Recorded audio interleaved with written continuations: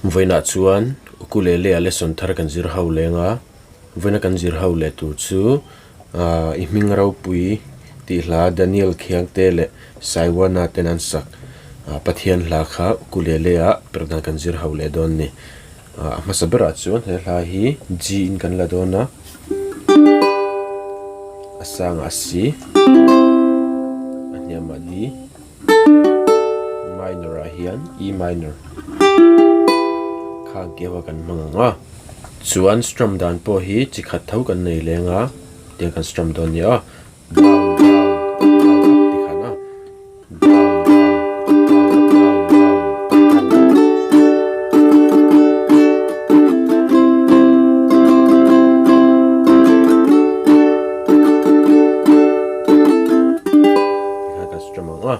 down down